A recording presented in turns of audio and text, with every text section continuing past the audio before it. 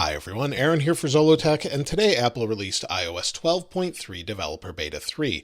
This came in at 412 megabytes on my iPhone XS Max. The size can vary depending on which device you're on.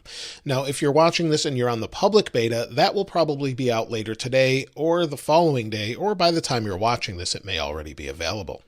Let's take a look at the build number. The build number is 16F5139E, and this particular build does not do a whole lot new, it seems. In fact, there's nothing physically new that I can find anywhere in the control center. Maybe I'm missing something, but I haven't been able to find anything significant yet as far as changes, and I would expect most of those to come with iOS 13. And there are quite a few confirmed changes for that. Check out some of my other videos for that. But as far as what we can't see, Apple has changed the modem and carrier numbers as well, so they keep updating this to the Intel modem, and hopefully that fixes some connectivity issues. In fact, I haven't had very great connectivity with Beta 2, and in fact, when I went to Twitter, I couldn't load these images, and normally I would say that's a Twitter issue, but it seems they've fixed it now with Beta 3. At least so far, my images are loading like they used to, so that's a good sign. Now, as far as the modems, there's some good news. Apple settled with Qualcomm, if you hadn't heard that. So the next generation of iPhone will have better modems in them, it seems, or at least a couple generations from now. We're not sure yet, but the problems with Intel is going away, at least physically, but not in the current generation. So Apple keeps tweaking that, and hopefully it gets better and better, and they finally figure it out. But eventually they're going away. Now, as far as battery life is concerned, it does take a few days to know, at least for how battery life is going to be over the next few days. Currently, it's okay. I've been going back and forth between this phone and the XR, but you'll see 4 hours and 32 minutes of screen on time, 2 hours and 18 minutes of screen off time. That's with about 50% battery at the end of the day. So it's okay. It's about the same as the previous beta, at least for me. I know some people were saying it's not great, but for me it was okay.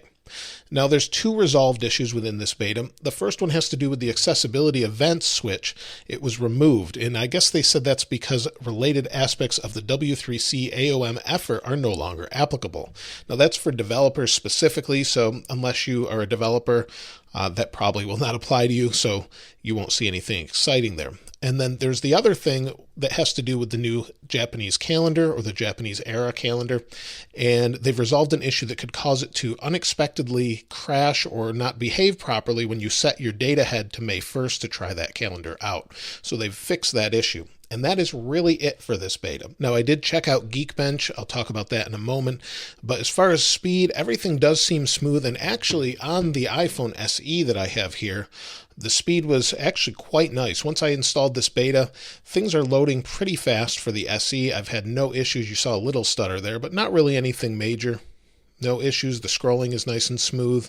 Going into different apps are loading very fast. So it seems like they've improved the speed a little bit, but other than that, I haven't seen anything significant. Now, when it comes to the Geekbench scores, they're not that great. 4,816 for single core, which is okay, but 10,805 for multi-core is about 200 below the previous time I ran it. So you'll see here on April 8th, the last beta, it was a little bit higher. I ran it twice today, and they were both under 11,000. So that doesn't mean it's terribly slow. In fact, it feels nice and fast, but the benchmarks are slightly lower. As far as anything new on iPad or iPhone XR, nothing new, nothing really exciting this time around, and I would expect this to come out in May when they're supposed to release some new features with the Apple TV Plus and things like that.